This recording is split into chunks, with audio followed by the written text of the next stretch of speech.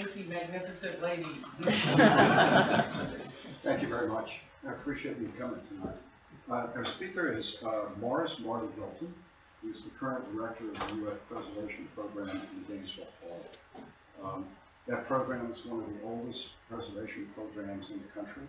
And as a part of that duty, Marty has taken over the Preservation Institute in Nantucket, which I think is one of the oldest continuous preservation programs in the country. So he does know islands. Okay? Marty grew up in Kentucky and educated there, and you might detect that in his accent a little bit, I think. But he pursued graduate degree at Columbia University in architecture and preservation. He worked for architectural firms that specialized in that area, and then became the director of strategic initiatives at the World Monuments Fund, which is a program that looks at preservation programs all over the world. And one of the things that Marty has done is kind of pioneered using the terrestrial laser scanning to do accurate representations of historic areas. And he's done projects from Myanmar to Miami, but mostly in Nantucket, and also done studies in CDP itself.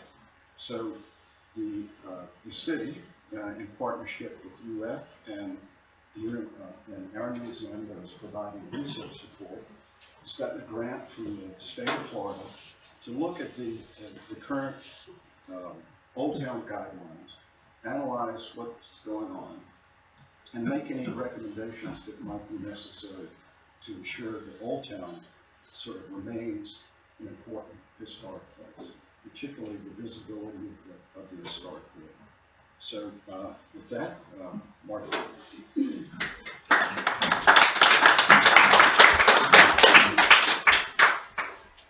Thank you, Bill. Thank you all for coming out tonight, and those of you who are joining online. Thanks to the museum for hosting, and for Sal and Bill reaching out to the University of Florida Historic Preservation Program. I had the opportunity, Sal's actually a former student, and had worked with Bill on a couple of projects at least. So it's nice to be able to collaborate. I think they also reached out to us because they knew we have a lot of really amazing students with great skill sets, and that we would work cheap. So I think that's why I'm here tonight.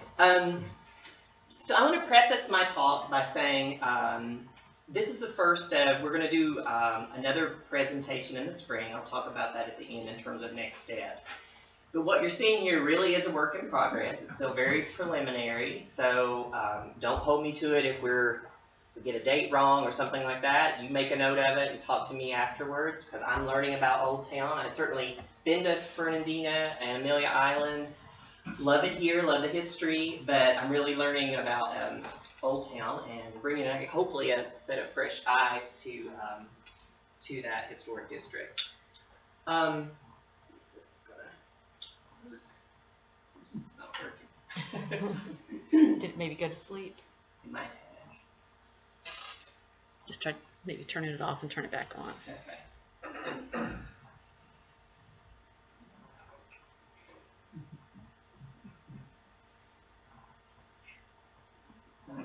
I promise it was working just like 20 minutes ago. Let's see. I can shift it for you if you like. Yeah. Try Oops. next slide or. Yep. Oh, yep. Here we go. There we go. Nope. Patience. There we go. Okay. So I'm not going to go. What I'd like to focus on tonight is a couple of things. I want to talk about our digital imaging, our 3D digital imaging, the terrestrial laser scanning, and the modeling that we're going to be doing to look at modeling some potential changes, possible changes in the guidelines. Then I'm going to focus on the survey that many of you took. I'm going to walk through the results of that survey. I really appreciate everyone who's participated in that. And then again, we'll talk about next steps. Just so, again, many of you probably know much more about Old Town than I do, but Law of the Indies, right? It's probably the best example. Platted in 1811. It was expanded over time with the new and Towngate Streets and South Point added about a decade or so later. It's the plaza and the gridded streets that are the remnants of that Spanish colonial period. It was placed on the National Register of Historic Places in 1990. We can have the next slide. Yep, sorry. Sorry, I was just trying to read a comment. They said if you could speak up a little bit. Okay, I can speak very loud. Can everyone hear me? I can. All right, and next slide. There we go. Next slide. So we're here tonight to really talk about the, and I'm using the term design guidelines, but the term that's actually used officially is the preservation and development guidelines that were prepared by the University of Florida. Bill Tilson led that effort in 1999. They were updated in 2013, and you can see the sort of contents of that. I'm sure most of you here are familiar with those guidelines. If I could go to the next slide. So also, you're probably familiar with the variety of architecture that exists. There's a lot of amazing architectural variety, some interesting styles that are represented. You have historic homes like the one in the upper left that are sort of that Florida vernacular. You have a sort of Spanish colonial reinterpretation, as well as that kind of low country style and sort of Victorian era style. We have the next slide. So Sal, I think in the survey called it phases. I think it's two parts to this overall study. The components is what I called it. So there's the assessment of the preservation development guidelines and their effectiveness in preserving the Spanish grid. That's one of the goals of the study. The second is to then take your input and our analysis and decide, working with Sal and the city, if changes could be made and what those should be to the design guidelines, and then explore those through the modeling that we'll be doing. If I can have the next slide. So here's the specific scope of work. The field documentation, many of you have seen me or my colleagues out. I've had a lot of conversations, I appreciate those as well, in the neighborhood, photographing, going door by door, analyzing the architecture. I even had a little laser measurer and was kind of measuring setbacks and sort of verifying stuff. Next will be the survey of the property owners and Fernandina residents, which I'm going to go through the two-part survey. I'll talk about the second part in a minute, but I'll go through the results of that again tonight. Talk about the digital documentation. We've been reviewing the design guidelines. We're also going to be laser scanning the coast there at Marine Street and doing a coastal hazard assessment.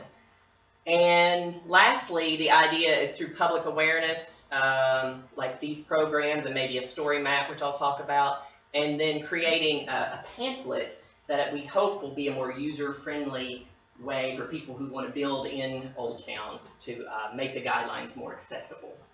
We can go to the next slide. So the preliminary assessment, we can go. There are 158 parcels, 91 remain to be constructed on. And again, these numbers I've been verifying them, I think they're pretty accurate. 94 existing buildings, but that, when I say existing buildings, that includes what the guidelines call outbuildings, but what we would say as an accessory unit, and some accessory units are accessory dwelling units, and some are garages or other types of structures. So you've got about 27 of those total. There are 2 residences under construction at the moment, one active construction, I'm not sure about the other, but there are 3 structures total, and there are 19 that have been approved, but are unbuilt. We can go to the next slide. One thing that we did is, I'm just going to move through these pretty quickly, but this is pre-1900. You only really have 6 structures that date pre-1900. If you go to the next slide, this series of slides is showing you in 20-year increments the kind of development patterns that were happening. If you keep going forward, you added 13. So we're up to, and now you've got an additional 7. So we're up to 36 structures by 1960. If you go to the next one. Then by 1980, you've got 40 structures. There wasn't a lot going on in those 2 decades.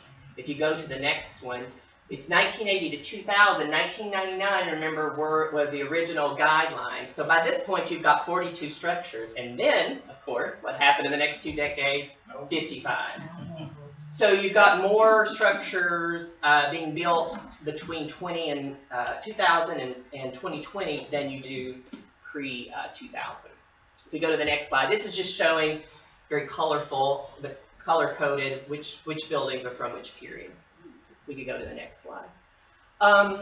So you've got the existing 94 buildings and the 3 under construction. Next slide. This is showing the outbuildings. Now, one of our next steps here, again, I'm using the term outbuilding interchangeable with accessory units. So our next step in this is to drill down. Right now, we're working, our analysis is really at that district or neighborhood level, and now we're going to drop down and start really looking property by property the next time we're all in this room together.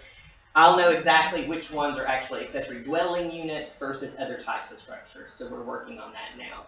If we go to the next slide. We were sort of interested also in porches, because they're not really included right as part of the square footage for the footprint, but we were interested because it's such a character-defining feature of the neighborhood regardless of style. So we're doing a little porch study along with looking at, our next step is to drill down to that architecture level, looking at windows and doors and all of the components of the guidelines. If we go to the next slide. So what you've got here is 94 existing, 3 under construction. You've got 19 approved buildings, but also 1 addition. 2 swimming pools have been approved, and you have 1 demolition, actually, that's been approved as well. This is just showing the existing empty lots. The blue dash line is just kind of a reminder. We're still working. We worked with the county to get the GIS information, the mapping information, and as you can imagine, there's so much new construction, it wasn't quite up to date. So we spent a lot of time sort of making sure the information's up to date. But the blue line is the kind of distinct contour change, elevation change between the plaza and Marine Street and the water embankment below. If we go to the next slide. So that's empty lots. And then the next slide will be parcels. Hang on. I think I lost it. We're fine. Hang on just a second. Okay, there we go. So parcels being, sometimes the lots are combined, right? So parcels are a little bit different than lots. You've got 67 parcels that are occupied, 91 that are empty. So the digital documentation of the streetscapes. I want to talk just very briefly about what laser scanning is. If you're really interested in it, I can go on ad nauseum. My mother recently asked me, when did you become such a nerd? I'm like, I always have been. It's not paying attention. So we chose White and Estrada Streets as the 2 case studies. It may be, depending if we have time, we may kind of expand upon that. The reason we chose those 2 streets is that they do represent a mix of older and newer homes. They're both approved. There's some approved and unconstructed homes along those. Available lots for future development where we might test some new kind of strategies. One's north-south, one's east-west, and they both border the plaza. From those, we're going to develop, we're working on AutoCAD drawings now, and then again, we're going to use these streetscapes to kind of model potential future projects. We go to the next slide. So as Bill said, from Miami to Myanmar, I created the Envision Heritage Initiative in 2012, and since that time, we've worked all over the world, and we work a lot in Nantucket and a lot of communities, including St. Augustine and Cedar Key, and Gainesville as well here in Florida. If you go to the next slide, again, you're like, what is this about? So in my simple language about what laser scanning is, I've got like this little beam here. This is a laser light. So it's a beam of light. Our laser scanner emits a beam of light. It can do about that point there. It can do as many as 1 million points per second. And our particular machine is what's called a phase shift. Light has a wavelength. So when it's emitted from the scanner, it's got a certain wavelength. The moment it strikes an object, a building, a street, a tree, a person, whatever it is that's around it, it changes the wavelength. And our our scanner then calculates the XYZ coordinate. And we do a series of scans. You see the little black circles. Some of you may have seen us along White Street that day. The colleague and I, we have 2 scanners. We were kind of going back and forth. So we did 42 scans along, and it develops what's called a point cloud. So that's obviously the Colosseum in Rome.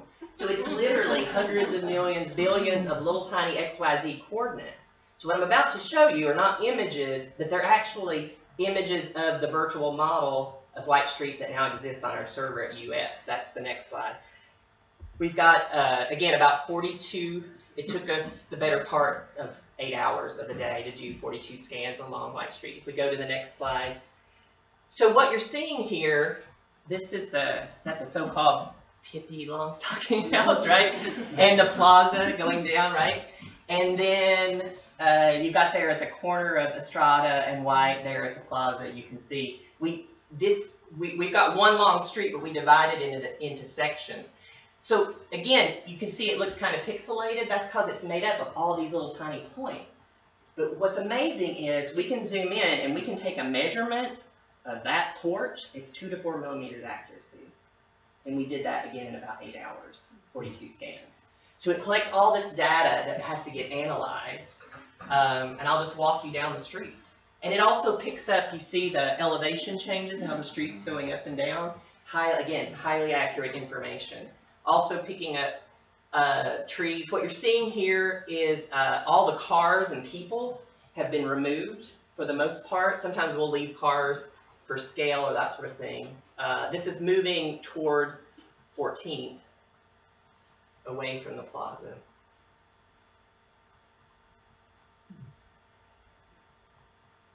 And then just to do a close-up gives you a better sense of, so we're going to be going in and drawing, not all of the details, but we'll have drawings of both sides of White Street. And we've captured the empty lots or properties that could be in the future existing buildings that might be purchased and replaced. So we'll be looking at what that could potentially look like. So just some close-ups there. So the property owner and resident survey, again, I really appreciate all of you who participated in that survey. I'm going to walk you through that data, and I'm happy to answer any questions at the end about the survey information. We actually had about 34 people start the survey.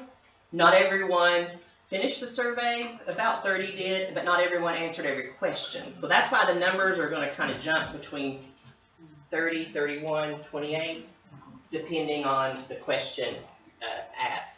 But you've got 17 property owners in Fernandina that answered the survey. You have, Old Town Fernandina. You have 7 just property owners, residents of Fernandina, and then 6 people who identified themselves as preservation advocates.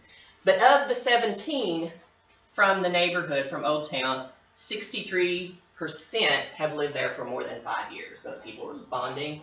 And with a couple of exceptions, the majority were full-time, not seasonal. And interestingly enough, of the 63, 40% of those, the majority of the, quite a few of those owned more than one property. These were open-ended questions, and all I can say is y'all had a lot to say. It took me a while to go through what we call content analysis, and of course, they're open-ended. So some people would use one word to describe the same thing. So our team's goal was to try to drill down to those top 10 things, right, that people wanted to say. But I pulled out some of the quotes. My wife and I like Old Town because of its expressed individuality. And certainly a lot of people echoed this comment that it's unique, right, and that it is a different kind of community for Amelia Island. And the quiet and quaint feeling of a fishing or water town that has not suffered large-scale commercialization. So you'll see in the next slide this off the beaten path feel, and that was a quote from one of it. I think people, again, there was a general consensus that they liked that. It was kind of removed from the hustle and bustle maybe of downtown. But the history, charm, and character, small neighborhood, the protected grid, and the shale or combinations shale and gravel streets, The green space, the connection, immediate connection to water and nature. A lot of you love the fact that there's limited traffic. That was the one. That was it. This is not in any particular order necessarily here. Traffic would have been one of the top ones. That said, I will say on White Street, and we can come back to that at the end because I was laser skating, there was quite a bit of traffic on a Tuesday when I was there, for sure. The scale of the residents being a little smaller scale, the houses themselves, a mix of old and new, that the new construction is not, and again, this is a quote from one of the respondents, cookie cutter, but there seemed to be, a lot of people did like the idea that there were these references to historical styles and that there wasn't necessarily one style, but that there were variety. And I loved this feisty independent spirits comment. That it's from the history that it's been historically occupied by feisty independent spirits, and you are carrying on that tradition, I think.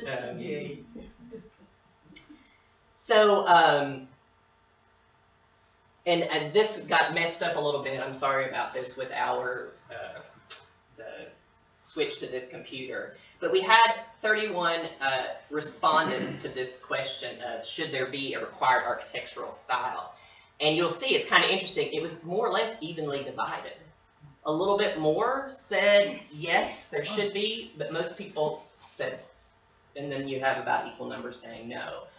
I will say that having access to Mr. Tilson, who was responsible for, Professor Tilson, who was responsible for that in the beginning, they felt like they went the direction kind of away from architectural styles in terms of the guidelines and more about form and scale and placement. Okay, we can come back to that. What was interesting, though, is that if you did pick a style and 28 people responded, what should that style be? And you can see the low country, coastal, and the Florida vernacular were kind of even, with Spanish colonial being a close second, and not many people liking the modern, I guess. Should accessory dwelling units be rentable? 31 people responded, and you can see there were more that said no, and it was interesting. This was on a Likert scale, meaning, you know, you feel strongly or not strongly. So I put in here 6 people felt strongly yes, and 12 people felt very strongly no. And I think what's interesting, though, are the comments, because when a lot of people said yes, they had a caveat. Yes, but this is what should happen, or no, unless you do this. So there is a little bit of consensus there.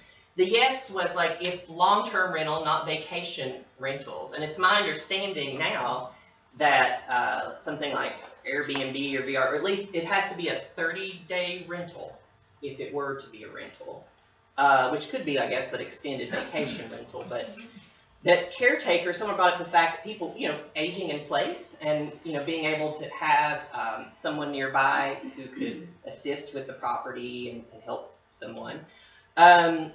Rentals for new residents while the house was under construction. That was one comment, but I thought that was a good idea, I suppose. And then affordable housing was mentioned by a couple of respondents.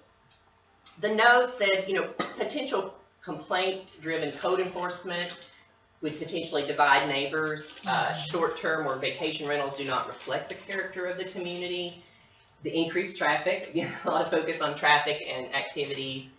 And just a clarification about the kitchens, I include that comment in there because kitchenettes are allowed now. And Sal we can talk about that at the end, the difference between a kitchenette. Rate your experience with the Historic Districts Commission design review. So there were 23 respondents, and I'm going to assume the majority of those were people who actually own property in Old Town. But, you know, again, there were 5 options here. But if you look at the extremely positive and the somewhat positive, you do have about, 60%, 61% saying overall it was a positive experience. And if you added the kind of they don't feel positive or negative, you have the majority of people saying, you know, it was an okay experience. You have about 6 people saying it was a negative experience.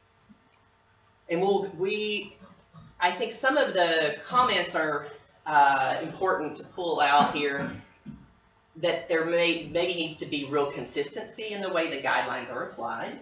It needs to be objective and not subjective. A number of people noted that it's an expensive process. So if you're denied or you're asked to change, you have to go back and work with your architect or builder, and you have to come back. So it's a little more money involved.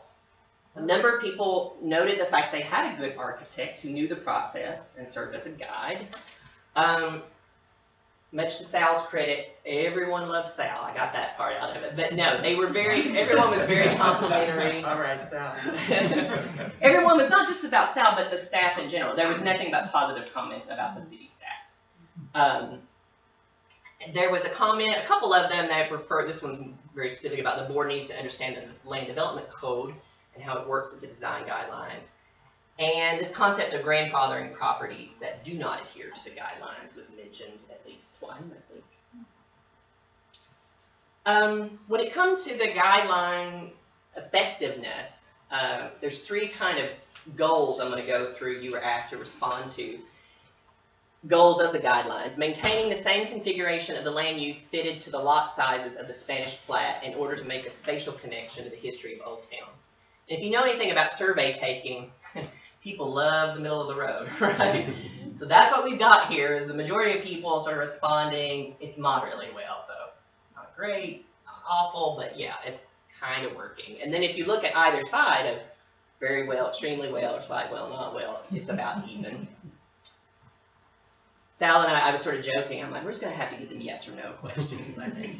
Yeah. It was good. The second goal was enabling the design of diverse outdoor spaces to encourage public interaction and maintain privacy. Again, very similar sort of response. You got a little bit more though here saying, you know, it wasn't as successful. And then the last goal is designing buildings and landscapes that reinforce the order of the historic city plan. And again, here you have a really, it's a very similar pattern for this one as well. And the question about the mid-lot visibility corridors, and that was, you were presented with a couple of options, which I've included here, how you recognize that media peone. And this is in order of the most selected to least. But you'll see the top 3, 4 are pretty, or top 2 are pretty close. So the idea of doing some sort of bump out seemed to be, that was the highest, but close behind was also this idea of a gable kind of entry. Interesting enough, this hasn't happened yet, but we put out there the idea of lot line survey markers. So we've gone from 50% to 35, so the next 3 are pretty close. The idea of some type of decorative element and architectural element that denotes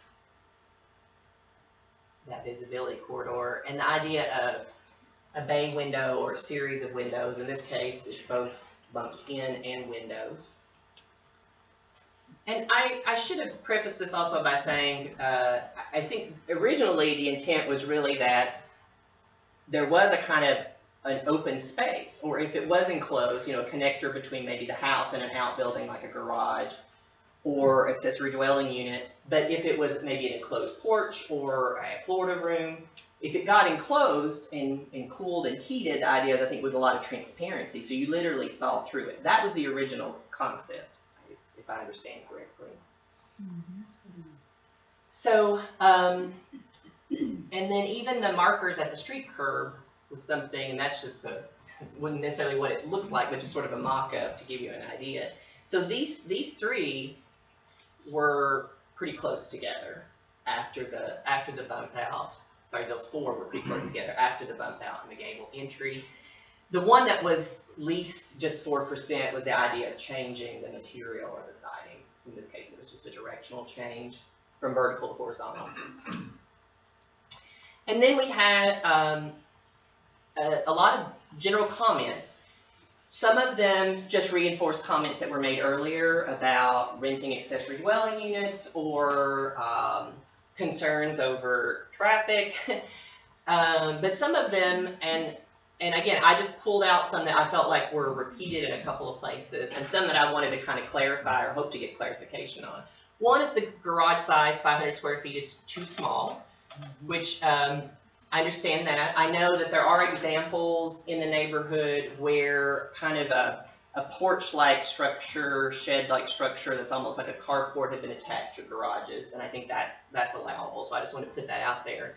There was a comment about most homes are too large for the lot. I know they are smaller lot sizes, but interesting comment. The older homes that do not reflect the newer architectural style should be allowed to be demolished and replaced, and in fact, there's a process for that. They can be. Right? There are older homes that could be purchased. And when I say older, I mean anything, we're talking about 1960s as well, that period. They could be purchased, and as long as the HDC approves it, they can be demolished, right, and a new structure built. Explore a road surface that looks like shell but is less dusty. So what's there now? And I got that. I've been out in that neighborhood, so I usually go home dusty. But I think, though, what is there is a mix of shell and gravel, if I understand, like crushed stone. So it's not like one or the other, but the city is kind of doing a combination there. Again, more emphasis needed on defining the lots. The visitor center, I wanted to clarify, there's probably some misinformation out there the way I understand it. I think visitor center makes you think of this large, like the visitor center definitely, a larger space, a lot of people. There at the cemetery, there's a metal building that I think that they're exploring the idea of replacing that with a structure that would basically be like ADA compliant restrooms for people who are at the cemetery.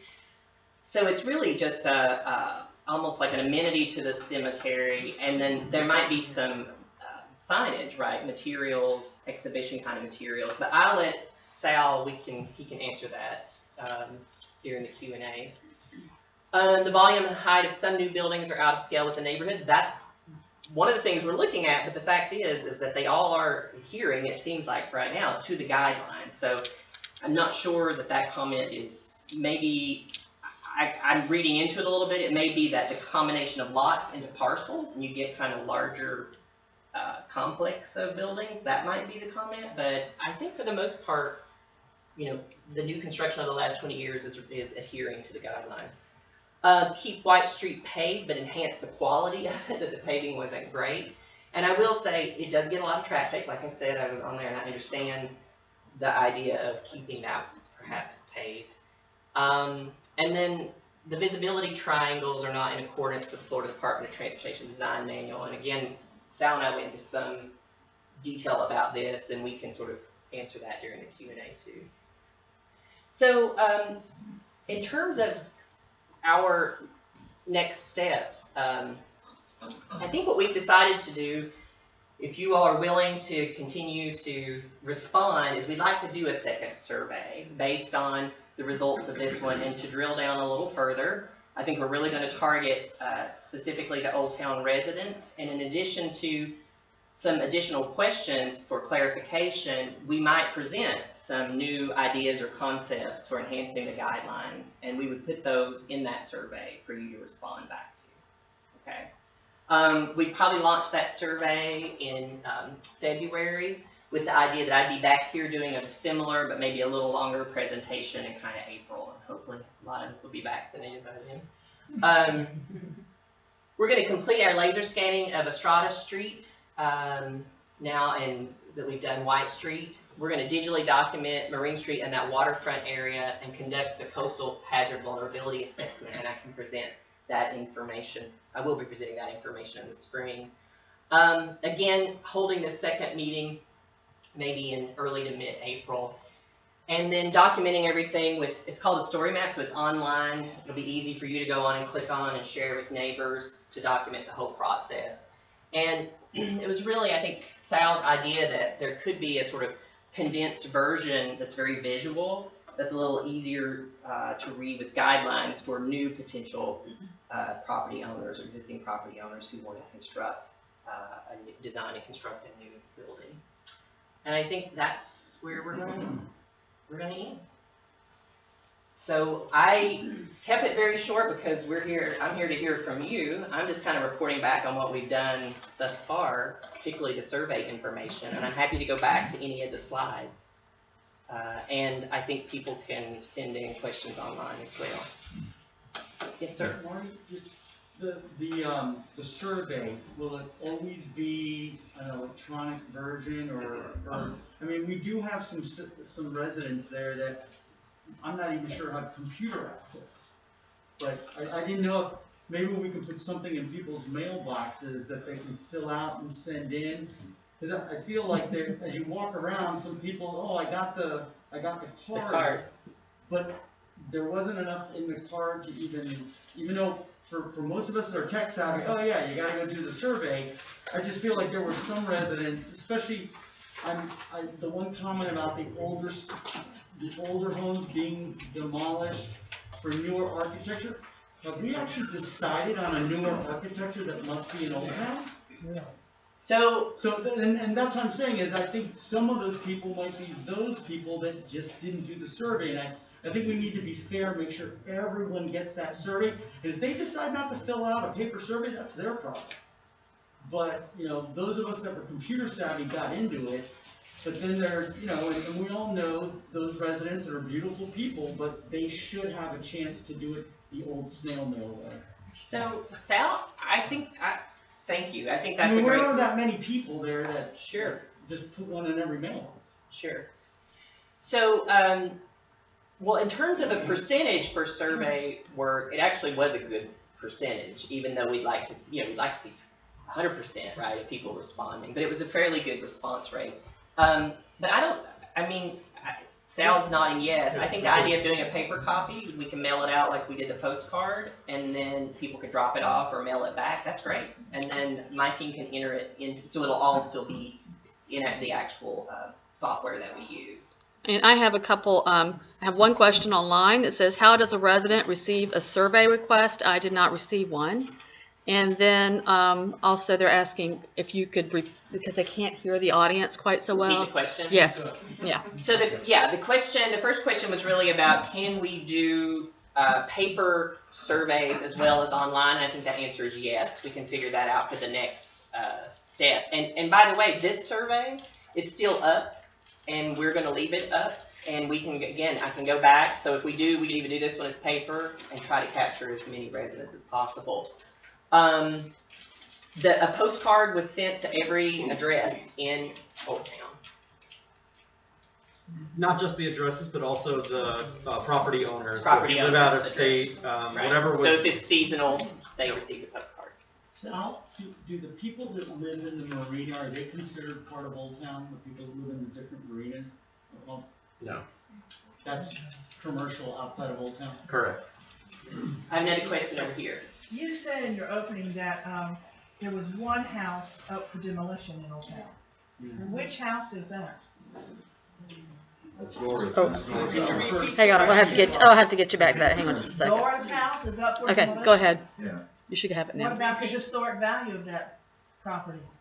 Is that not being considered? Has it been investigated? Is everyone knowledgeable of it? Pat, whose is Doris's house? I'm trying to Dora's pull. house is the ugly piece of property on Estrada. Down Oh. on the south end, it is the old Catholic convent. Yeah, the green kind of. Yeah, with the rusty roof that was on the slides. Sorry. Could you repeat the question? So the question was, which house is up for demolition? And it's a house on Estrada Street. The address. 107. What is it? 107 is from. Probably the northernmost or southernmost house. Sorry, it's just taking me. Southernmost house on Estrada. It's just taking me a little while here. It's in your first 3 slides. Yeah, I'm trying to get back to it. Oh, there it is. This house. That That's house. my house. That's Felipa's house. It's my understanding the demolition's already been approved. Yeah. So, I know Bill has met with owners. I know Sal's talked with them. What I'm trying to do, I got their schedule, is to coordinate our next laser scanning so we can at least document the house. So much for history, huh? It just didn't fit in? I don't know What the the details heck, there. guys? What? Okay. You want to come up? Yeah.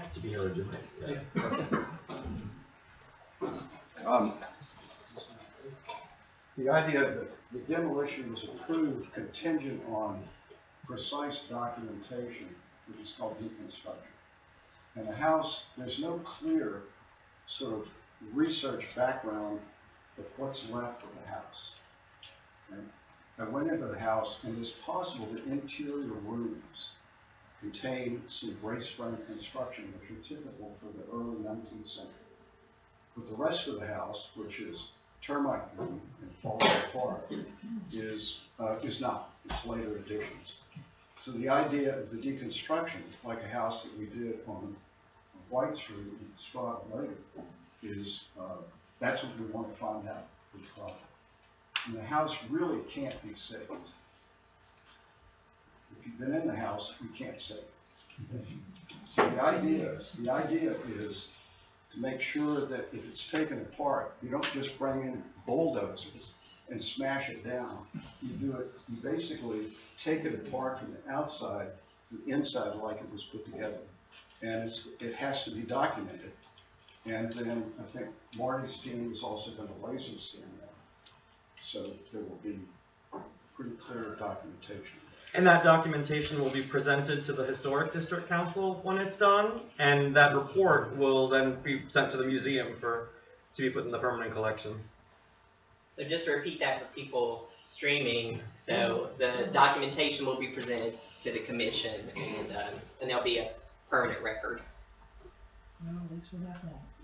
Yes, ma'am. Hi, Marty, thank you. And Sal, this is probably going to be something for you to address, but I want to know a little bit about how the city came to want this grant to start this, and maybe what the end result that the city wants to see how this is obviously in Cedar Key or other places. I think that's where we don't want a mystery or a cloud, so to be working towards a good end result. Sure. Well, first off, thank you all for coming. It's a really great turnout. I think we have like 20-something people online too, so that's really encouraging. The reason we applied for this grant and this project was, as you know, we looked at the history of when those guidelines were written, and a lot of work really hadn't been done for a lot of years after those guidelines were written. We had a building boom. I've been here 5 years now, and right about 6 years ago was really when we had a start to a really big shift in development out in Old Town with a lot of new houses coming in. And so what we really wanted as a city to look at was, are the guidelines actually doing what they were intended to do? So the city, we get a lot of feedback, but there was no formal way for the residents and other citizens in town to tell us whether they thought that was working. So this is really a way for everybody to have feedback, to have some analysis of those guidelines, to see in the physical landscape, is it working? And then get feedback from the citizens as to what is working about the guidelines for them. So that's really the goal at the end of this, is to figure out if they are working, how we tweak them, if they need tweaking, certain things may, certain things might not. And also one of the complaints that I get often about the guidelines is, as you know, it's a 100-page document. It might not be the easiest to read and understand. So I really want to make sure that we're really preserving what we should, and it's not complex to understand what we're asking for as a city, if that makes sense. And I've got one question that's probably along the same lines here. What good does it do to simplify or change the guidelines if the board cannot adhere to this and keep injecting their personal opinions versus following the guidelines? So as we all know, the guidelines, they're not as black and white as the Land Development Code. So that does lead to some interpretation in that gray area. Again, as there wasn't as much building a number of years ago in Old Town, it has been an evolution of how the board has kind of interpreted those guidelines over at least the last 6-7 years. So it has been interpreted differently and applied a little bit differently. And we are working to make sure that there's one interpretation and we're following it now, on every case. So the board has gotten better about that, and they are working towards always having the same answer. We recognize that it is frustrating to citizens if they don't get the same answer all the time. And in terms of our next steps with analysis, like I said, what I was presenting tonight was kind of just the beginning and looking at the district scale. And now as we look at the individual buildings, we're paying particular attention to those that have been approved since 1999. And also the 19 that have been approved but not constructed. So we're gonna look at each of those properties and how the guidelines were interpreted and kind of see those trends. And I think that might help inform potentially some changes. Again, I don't like, maybe not changes, but to enhance or sort of clarify, I think, parts of the guidelines. Yes, sir. Currently, are there rules or guidelines on a kind of siding a person can put on it, on that house in the building? So the guidelines, as we've said, they don't really recommend a specific type of architecture or specific elements that have to be on that house. So technically, if you wanted to build an all-glass house, you could do that, as long as it fit within the siding appropriately. As far as the materials like siding on a house, what the board is looking for is, when you come to them, pick whatever architectural style you want, but from an architectural standpoint, make it cohesive. Don't have pieces of all different kinds of architectural styles and proportions that don't, work together. Have it be one cohesive design. So, one type of siding may not be appropriate for all architectural styles. Yes. In the beginning, the very beginning of all these guidelines, because I was here, the idea was to preserve the grid of Old Town, and that was it. It was trying to hang on to it before developers came and took over.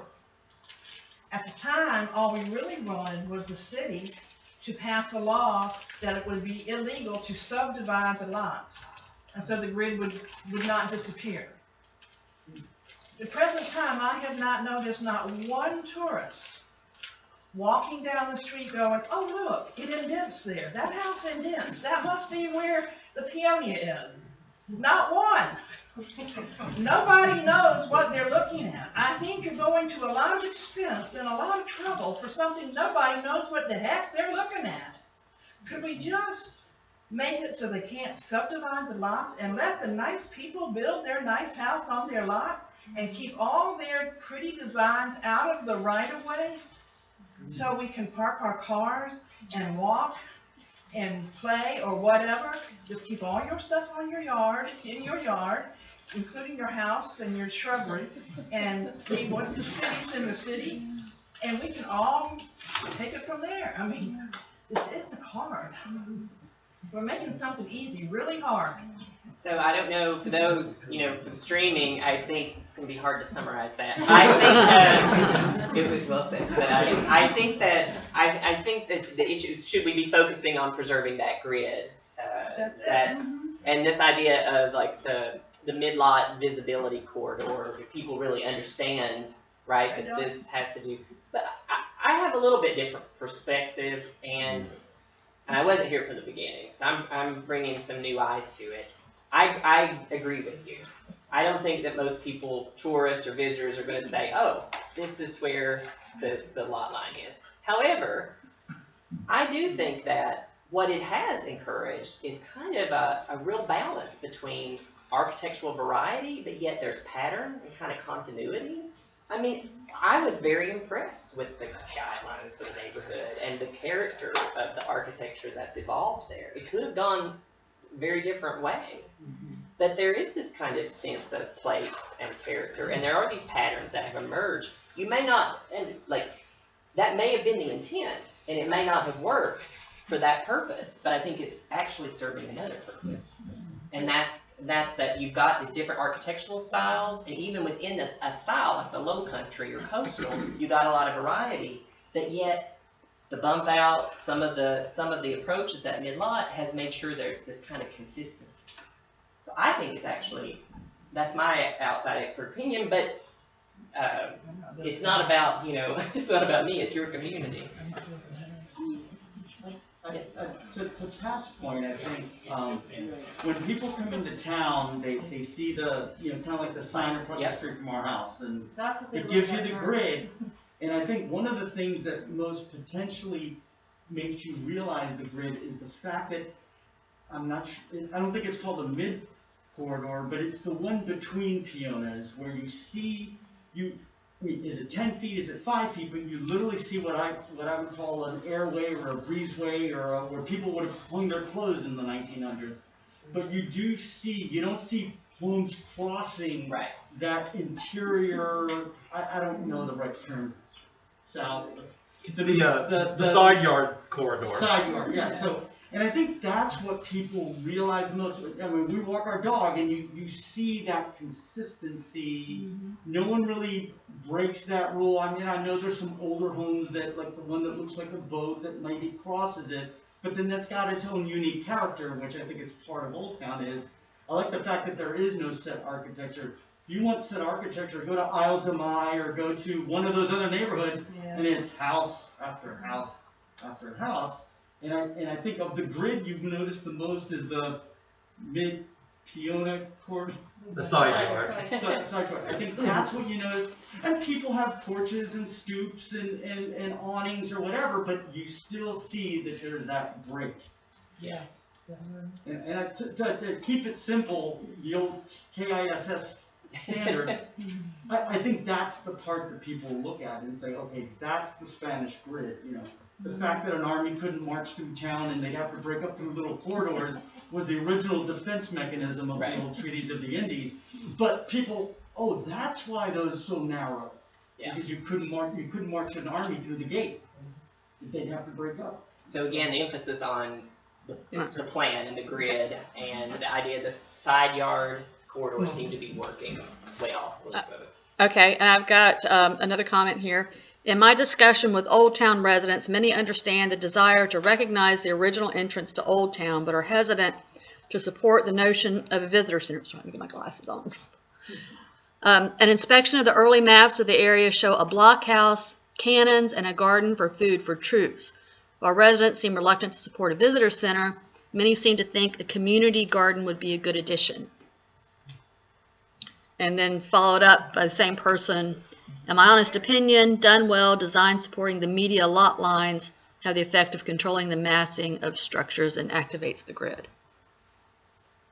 I don't know if that's a question, more of a statement, but. And I think that was my point, is that it may not be meeting that original intention, intent or the goal, but I think that it is actually serving a purpose. Bill, did you have a comment? Well, when you look at the term is visibility corridors. Right. And what does that mean? That means you can see it very clearly. And the original intention was that there was a spatial dimension, a specific thing that's very, and you can do that any architectural way you can think of. Right? So that was the original intent.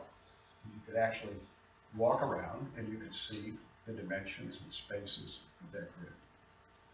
And that was it. So again, to echo, the original intent was, again, you could do it any way architecturally, but to recognize that grid somehow with the mid-lot visibility corridor. I will say, when the original guidelines, the first draft was submitted to the state for approval because it was a historic grant, is that they said there's not enough specifics on architectural style. And so we showed photographs of all of the houses in Old Town and simply said, I guess it was a little aggressive, decide the style that Old Town has, because there are no buildings from the period of record, which was 1811 to 21. And we said we should control how it sits on the grid, the sort of scale, massing of the houses, emphasize porches, connecting elements, and that's what we should do. And they, at that time, they agreed with that. So in 1999, the state, That's 1999, the state asked for more information on architectural styles, and there wasn't a consistent style. And from the period of significance, you had no remaining buildings. So that's why the focus ended up being on massing and connecting elements. I'm just repeating for the online. And I think we've got time for maybe one more question. What was the original, if you don't mind, the original comment from the person? You said something about a garden? Yeah, just the end, while residents seem reluctant to support a visitor center, many seem to think a community garden would be a good addition. So that goes back to a map. I know I've seen the map. So where Town Gate is, there was an actual picket line. There was a stockade there. And just on the Old Town side of that gate was a communal garden area for the garrison. Just on the other side, on the other side of Town Gate, there was a blockhouse, and then outside that were cannons protecting the gate. So I think that comment is, is that something we should think about, is making that an obvious garden area? So, yeah, evoking the historic plan, the idea of this communal garden that was associated with the garrison could be an option. Yes, ma'am. I thought that one of the questions on the survey addressed the parking issue, and I don't remember you mentioning that one. Yeah, I don't think have that. parking is a very big problem, and of these 91 empty lots that you mentioned, of the total lots, are you counting medias as separate empty lots, or are those all buildable lots in the 91 lots? The lot-wise, those are all separate, if I'm understanding you correctly, and then the parcels are some of the lots being combined. So you said there was 91 empty lots, but an empty lot would mean a buildable lot, right? A buildable lot. Okay, so 2 separate medias would not be buildable at this time. Correct. And so they shouldn't be counted as separate. So, And where I know that there's some, where's the interest about building on medias coming from? I'm sorry, say that again? Where's the interest in building on media lots, single media lots coming from? I don't know that there is interest. Oh, it's mentioned. It was mentioned. Can I? Go ahead. Originally, and this was dismissed by the city, but one of the original ideas that some property owners back in the late 90s actually owned a media P&E. Yeah. And since they were an official, a legal lot of record, we did some studies of how you could actually put a building on that and obey the setbacks. And my concern was that if you prevented a property owner from obeying the guidelines and putting a building on that site, that it could constitute, I'm not a lawyer, it could constitute a takings, which you never want to get into. And the city dismissed that as they thought it was a substandard lot because of the dimensions and a lot of other reasons. So that never occurred. But it's back on the table according to the service, to the phases of this project. That is no good. I don't know that was the intention. On that comment, there is one media area right behind our lot on the corner of Estrada and San Fernando. And it is the site of the old tower where they climbed to look for trip boats, or for boats. Sailing ships that the pilots used to climb up to look for it, and then they'd go out to get the ships. And now it's concrete, it's still there, the pillars are still there. It's owned by Mr. Kavanaugh. I would like to see the next time this city or this museum or whoever has the money to buy historical land, I'd like to see us buy that lot, preserve it.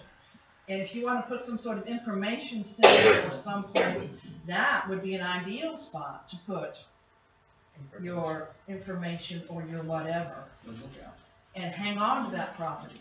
So the lot with the remnants of that observation tower Yes. could be an opportunity. Exactly. That's a great idea. Don't let it get away, and we certainly don't need to build anything on that little even if it's a piece of property. platform or something that gives you that feeling of Sure. I'm looking out to sea, I'm looking for my husband or my son to come back. Right. Yes. Great, thank you. You're welcome. I'll try to shut up now. Okay, I think there are some people who are ready to go.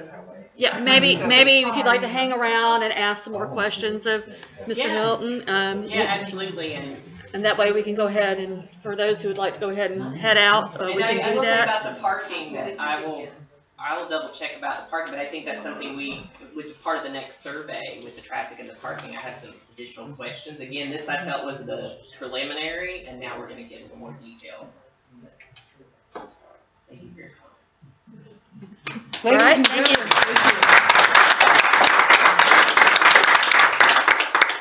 We do have more wine and beer. Feel free to stick around. Let's chat. If you want to donate to the museum, you're more than welcome to. We will take your money now.